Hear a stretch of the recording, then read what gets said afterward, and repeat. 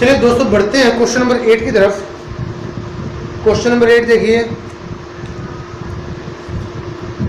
A horse is tied to a peg at one corner of a square shaped grass field of side 15 centimetre by means of a 5 metre long rope. इसमें वो जो ये कह रखा है कि यहाँ पे एक फील्ड है आपका स्क्वायर की शेप में,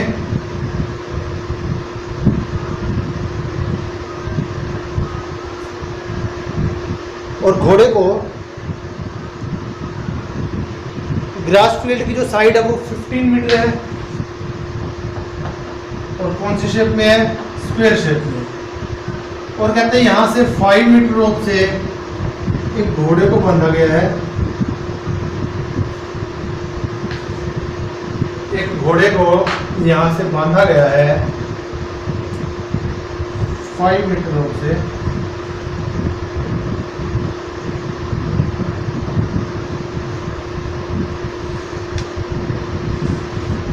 ये आपकी रोप तो जिसकी लेंथ क्या है 5 मीटर, और यहाँ से उन्होंने एक घोड़े को बांधा हुआ है।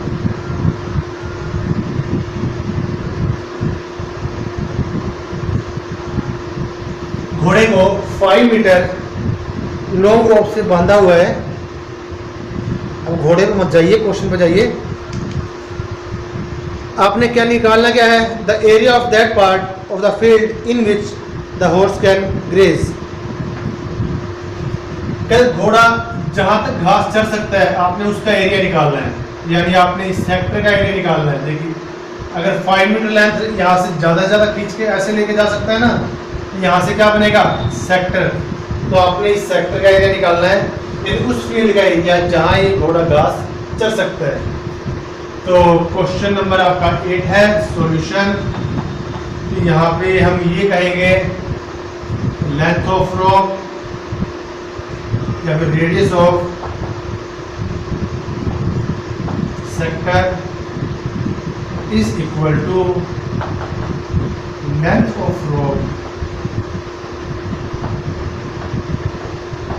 Is equal to 5 metre. Okay, अब क्योंकि ये स्क्वायर है, ये एंगल कितने का है? 90 डिग्री का। सो area in which horse can graze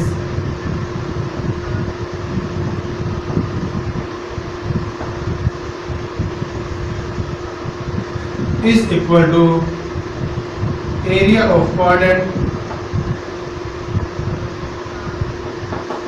ये क्वाड्रेंट ही बनेगा ना, क्योंकि ये एंगल 90 का है। इसका pi are square theta divide by 360। Pi की वैल्यू हमने क्या लेनी है? कुछ क्या रखा है इन्होंने?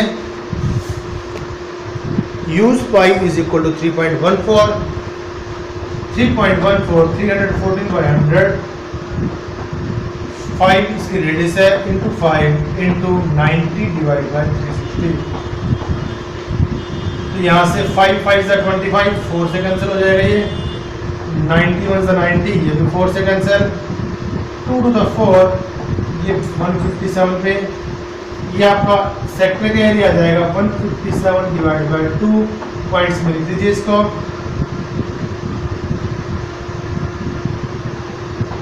(78.5 centimetre square.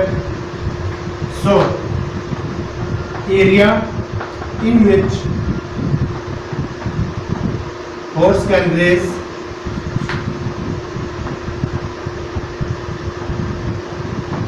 Is equal to 78.5 centimetre square.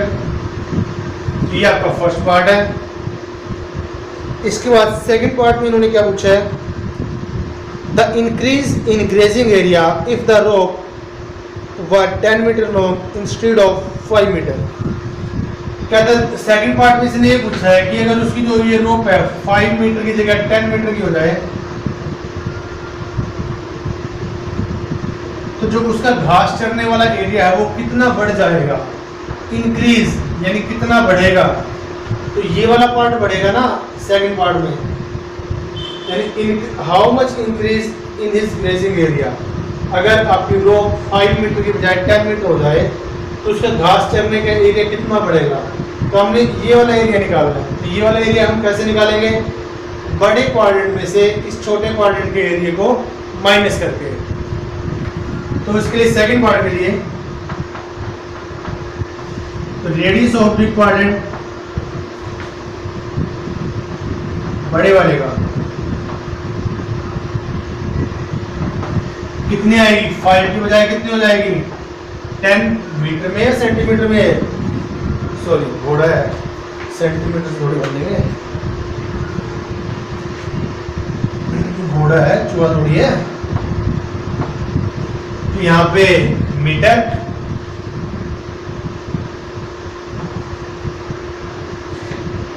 तो जो बड़ी हुई रस्सी है बड़े वाले क्वाड्रेंट की जो रेडियस है वो 10 मीटर आएगी।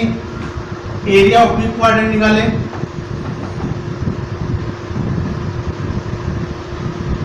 फॉर्मूला वही pi are square theta divide by 360, pi equal 3.14 divide by 100, बड़े वाले की radius 10 into 10 into angle 90 divide by 360, ये कैंसिल हो गया जी, 90 से 4 पे,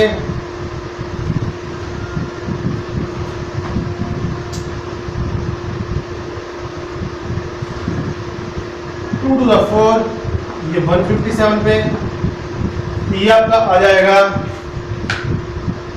एरिया ऑफ बिग क्वाड्रेंट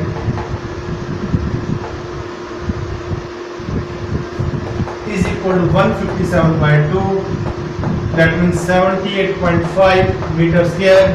अब इसके अकॉर्डिंग मुझे छोटे वाला गलत लग रहा है, जो इसकी कैलकुलेशन थी 157 तो ऊपर है, नीचे हमने 2 लिखा है, लेकिन आना क्या चाहिए था, 4 यहाँ से 2 यहाँ से, डिवाइड बाय इसके 8 आना चाहिए था, और 8 से जो ये कैलकुलेशन बनती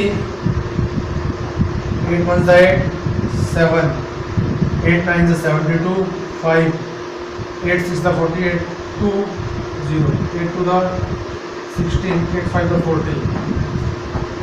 ये जो छोटे वाला क्वाड्रेंट है इसका एरिया आता है 19.625 मीटर स्क्वायर।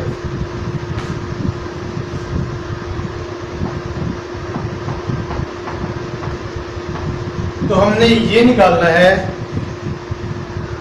कि अगर उसकी रस्सी थोड़ी बड़ी कर दी जाए, यानी अगर 10 मीटर कर दी जाए तो increasing area. Second part, now increase in grazing area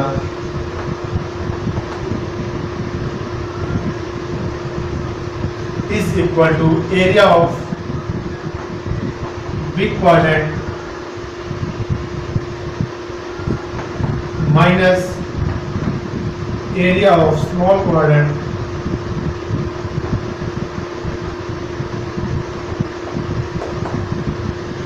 बड़े वाला क्वाड्रेंट कितना है 78.5, 5 को 500 लिखेंगे, माइनस छोटे वाले क्वाड्रेंट का एरिया 19.625, माइनस कीजिए इसको, 10 - 5 5, 9 - 2 7, 14 - 6 8, 17 - 9 8, 6 - 1 5, ये आ जाएगा 58.875 metre square. So increase in grazing area is equal to 58.875 metre square. तो बच्चों आई थिंक आपको समझ में आ गया होगा। सबसे पहले इन्होंने ये पूछा था कि जो घोड़ा है कितने एरिया में घास चर सकता है, यानी छोटे क्वाड्रेंट का एरिया जो हमने निकाला। इसके बाद इन्होंने ये कहा कि अगर उसकी जो रस्सी है उसको 5 मीटर से बढ़ाकर अगर हम 10 मीटर कर दें तो उसका जो घास चरने का एरिया है वो कितना बढ़ जाएगा। तो आपने ये वाला एरिया निकालना था, ये हमने क्या कैसे करेंगे, बड़े वाले के एरिया निकालेंगे, बड़े वाले में से छोटे वाले को माइनस करेंगे। बड़े वाले के एरिया निकाला 78.5, उसमें से छोटे वाले को माइनस कर दिया 19.625, तो ये आ गया हमारा इंक्रीजिंग एरिया 58.875 मीटर स्क्वायर। तो आई थिंक आपको बच्चों समझ में आ गया होगा। चलिए बढ़ते हैं नेक्स्ट क्वेश्चन की तरफ। Question number 9, A broach is made, statement पढ़े, तब तक इसको रब कर देते हैं।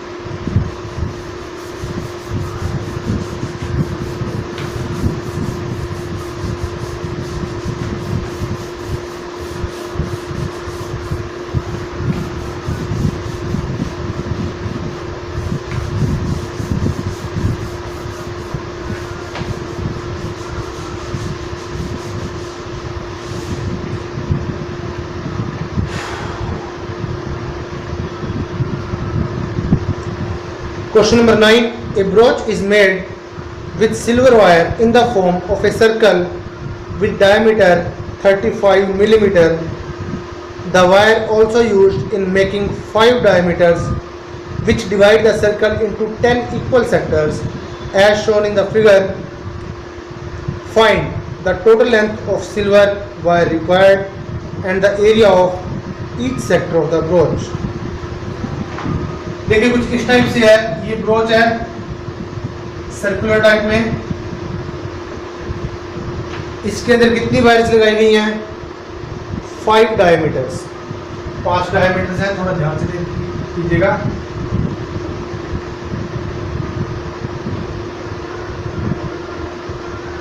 वन, 2, 3, 4, 5. First,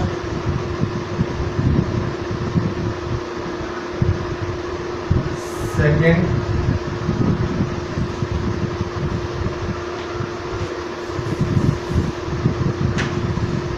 पूरा सर्कल पूरा बना दीजिए।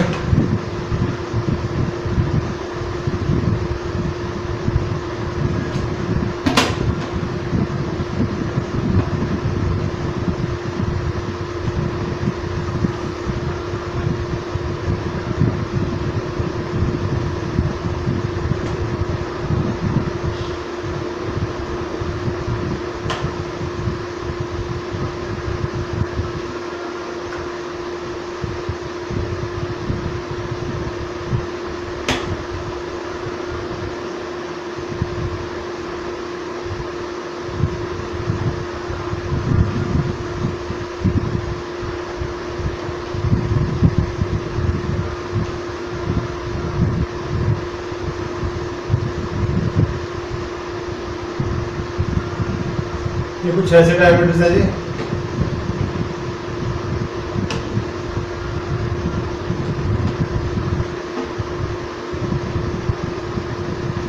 One, 2, 3, 4 and 5। कुछ इस टाइप से है और डायमीटर कितना है? 35 millimetre.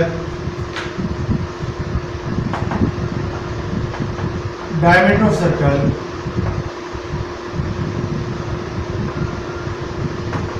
35 millimetre.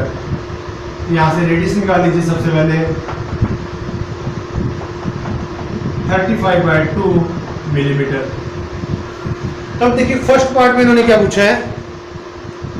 Find the total length of the silver wire required. इस ब्रोच को बनाने के लिए टोटल सिल्वर वायर कितनी यूज हुई है? फर्स्ट पार्ट में total length of silver wire is equal to circumference of circle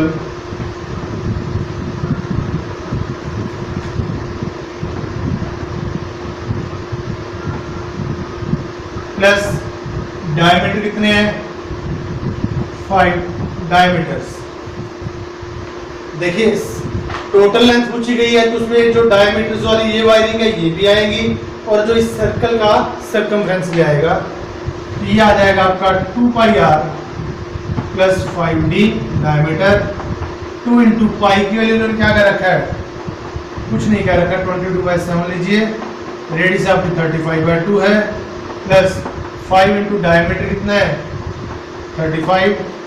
calculation कीजिए, 2 से 2 कैंसिल, 7 से 5 का कैंसिल, 22 इंटू 5 110 प्लस 35 इंटू 5 175, ये आ जाएगा 285 millimetre. So total length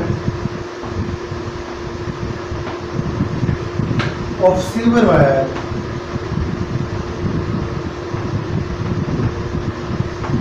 is equal to 285 millimetre. तो बच्चों आई थिंक आपको समझ में आ गया कि हमें टोटल वायर कितनी चाहिए थी, इस सर्कल का सर्कमफ्रेंस और प्लस ये 5 डायमीटर्स। इसके बाद सेकंड पार्ट में इन्होंने क्या पूछा, the area of each sector of the brooch. हर एक सेक्टर का एरिया पूछा गया है, यानी इस सेक्टर का। देखिए सारे सेक्टर्स इक्वल होंगे, 5 डायमीटर्स है, इक्वल पार्ट्स में सेक्टर कितने बनेंगे, 1 2 3 4 5 6 7 8 9 10, और हर एक सेक्टर का एरिया सेम आएगा। सो सेकंड पार्ट में एरिया ऑफ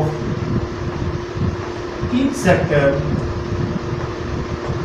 अब इसमें हमारे पास एंगल तो है नहीं, अगर एंगल होता तो हम डायरेक्ट एरिया निकाल देते, लेकिन हम सेक्टर का एरिया कैसे निकालेंगे, इस पूरे सर्कल का एरिया निकाल के उसको डिवाइड किससे करेंगे, 10 से, is equal to 1/10 into area of circle. देखिए ऐसे आएगा ना, देखो ध्यान से देखिए, 1 2 3 4 5 6 7 8 9 10 सेक्टर्स हैं, तो पूरे सर्कल का एरिया निकालिए, उसको 10 से डिवाइड कर दीजिए, वो आएगा area of sector. That means 1/10 into pi are square. तो पाई की वैल्यू इन्होंने कुछ कह रखा है लेने के लिए, इन्होंने कुछ भी नहीं बोला है। ये आ जाएगा 1/10 इंटू पाई की वैल्यू 22/7, रेडियस आपकी 35/2 इंटू 35/2। कैलकुलेशन कीजिए, 7 5 35, 5 10, इस 2 से 11, 35 और 11 की multiply 385, divide by 2 to the 4, ये आ जाएगा 4 9 का 36, 2 5 4 6 24 1, ये आ जाएगा। So area of each sector is equal to 96.25 millimetre में है, ये आएगा मिलीमीटर स्क्वायर। तो आई थिंक आपको बच्चों समझ में आ गया होगा। चलिए बढ़ते हैं नेक्स्ट क्वेश्चन की तरफ। Question number 10,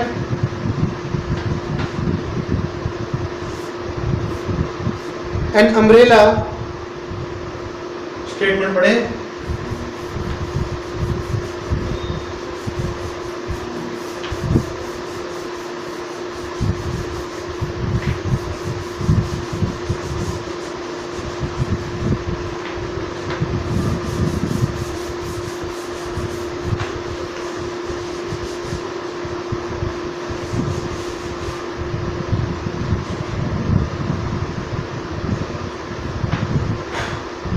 Question number 10. An umbrella has 8 ribs which are equally spread. Assuming umbrella to be a flat circle of radius 45 cm, find the area between two consecutive ribs of the umbrella. ये बच्चों question easy है।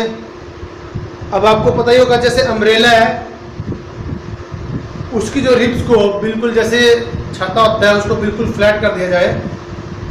अगर उसको हम बिल्कुल flat करेंगे तो ribs कितनी दे रखी उस अम्ब्रेला की,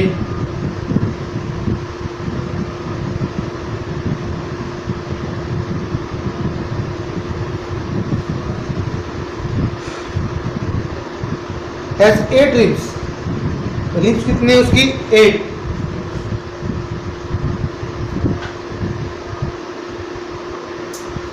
थोड़ा सा पता नहीं समझ रहा है।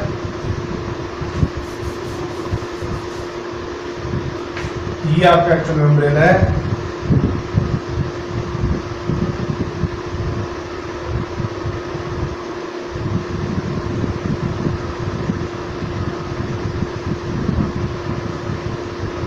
ये कुछ इस टाइप से अम्ब्रेला है और उसकी ये रिब्स हैं। जैसे तारे होते हैं ना अम्ब्रेला में, उनको ये रिब्स है आपकी। इसको फ्लैट करके दिखाया गया है। अब ये रिब्स कितनी है? 8। अब 8 रिब्स होने की वजह से सेक्टर कितने बनते हैं?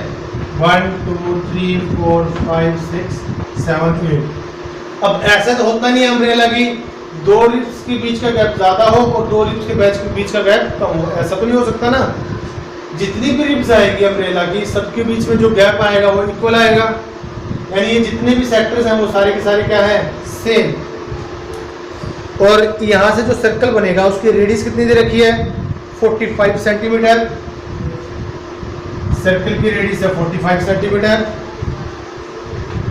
Find the area between 2 consecutive ribs of the umbrella. तो आपने सेक्टर का एरिया निकालना है, तो एंगल निकालने की रिक्वायरमेंट है? जरूरी नहीं है, हम सर्कल का एरिया निकालेंगे और टोटल कितने सेक्टर्स हैं? 8, उसको हम 8 से डिवाइड कर देंगे। तो यहां से radius of umbrella is equal to 45 centimetre. ये आपका क्वेश्चन नंबर 10। तो एरिया बिटवीन 2 consecutive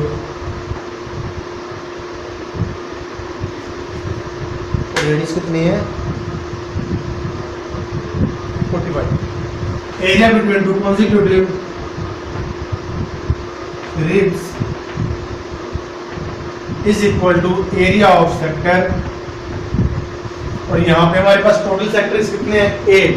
हम ये लिखेंगे direct 1/8 of area of circle. Circle के एरिया का 1/8, दैट मीन डायरेक्ट लिखेंगे 1/8 इंटू पाई आर स्क्वायर। पाई की वैल्यू चेक कर लीजिए कितनी लेनी है। इन्होंने कुछ कह रखा है पाई की वैल्यू के बारे में? कुछ भी नहीं कह रखा। तो पाई की वैल्यू लीजिए 22/7 इंटू रेडियस आपकी 45 इंटू 45।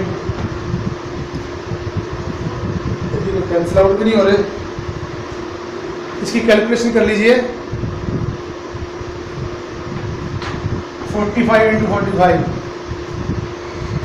2025 इंटू 22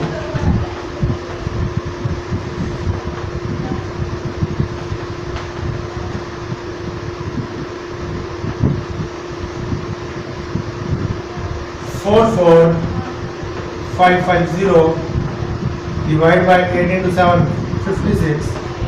फिर ये 2 से कैंसिल हो ही रहा है। 28 ऊपर आएगा 2275 डिवाइड बाय 28। तो इसकी कैलकुलेशन कर लीजिएगा। मैं डायरेक्ट लिख रहा हूँ, ये आएगा सेंटीमीटर स्क्वायर में। आप इसको पॉइंट्स में लिख लेंगे। चलिए बच्चों, आज के लिए इतना ही।